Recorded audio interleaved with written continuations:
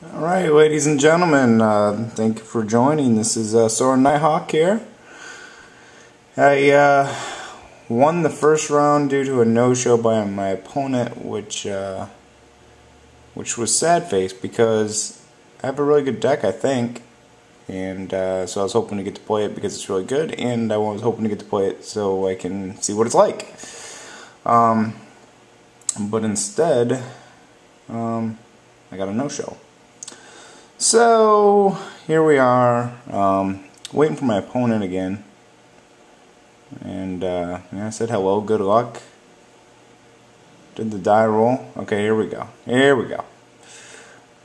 This is not the greatest hand in the world, but I don't think I mulligan there. Wish I would have got one of those. I could have played my Blasphemous Act.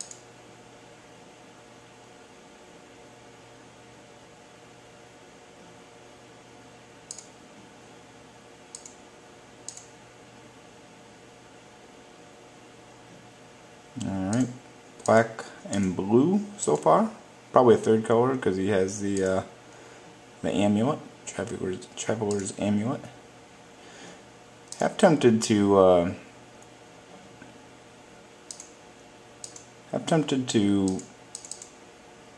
well, might not, because he just went and got another blue. So it's probably two colors, black and blue. Half tempted to keep one of my guys and just let this guy go, and so I have something to exile. But I guess since he's not getting anything out, I shouldn't try and be all aggressive like that. Just play it as it goes and see what happens here. I'm getting on my Murder of the Crows in 2 turns. I got the Rebuke on the line, so feeling okay. And I think my deck has the value as well. So if the game plays out, I should be able to win just because I got some pretty darn good cards.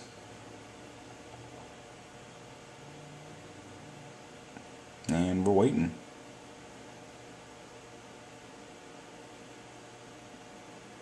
So it was kind of weird. I ran into some technical problems again towards the end of that round there.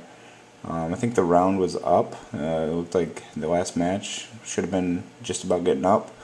I was still active, as far as I hadn't timed out or something where they dropped me out of Moto.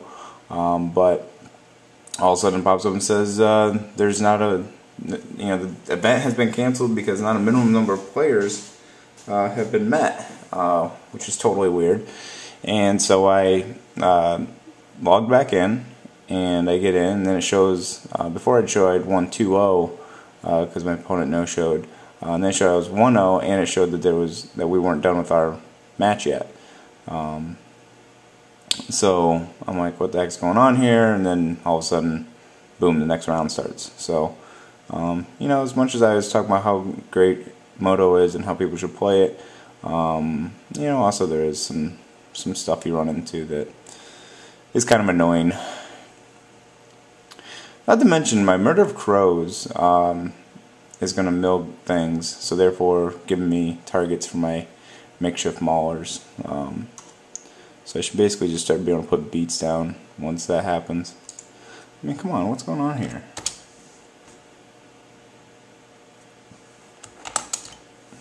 I'll say question mark. Say, what is going on? What's taking so long? He fears me. He's already a decent amount behind on me on time. So, I'm going to stay really on top of my time here, so that way, it's a fail-safe if, say it goes to the third game, time often does come into play. So maybe he's all mad because he had already drawn land, or maybe he had like a land heavy hand and then drew into like 3 more lands or 4 more lands. Maybe that's why he's upset, I don't know. Oh. Alright, so I kind of got that's not great for me. I think the thing I find biggest with this guy is you got to you have to hold back and just keep like the rebuke up, because as soon as he makes it a flyer, as soon as he goes into attack mode, is when it's vulnerable, and that's when I can hit it, and you kind of just have to be ready for that. Not like I can really attack into it anyways, so kind of pain in the butt, but definitely can work around it. It's pretty good. I like seeing these in my pools because, like, you pretty much, I mean, you always play it. I can't hardly see a position where you wouldn't play this in your sealed pool. You know, being colorless and all, and doing good stuff. You know, indestructible is always good. Flyer is always good. So, you know, seems good. I have found that the Banshee can hit this guy. I think that happened in the last sealed event I did. I got to hit him with my Banshee. -4, -4, which, as you know, can kill indestructible.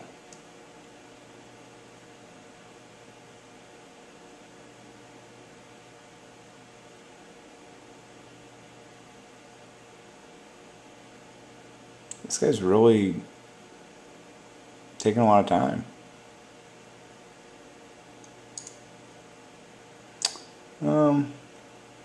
So I think I want to just get my Murder Crows out there, because once the Murder Crows is out there, when something dies, it helps mill guys, which is going to be good for my Maulers to get out there, which are 4/5s, and I can swing up against them and not even die, so that's good. Didn't want to see that. Good chance he'll attack now. Yep. And I don't have my rebuke up, so that stinks.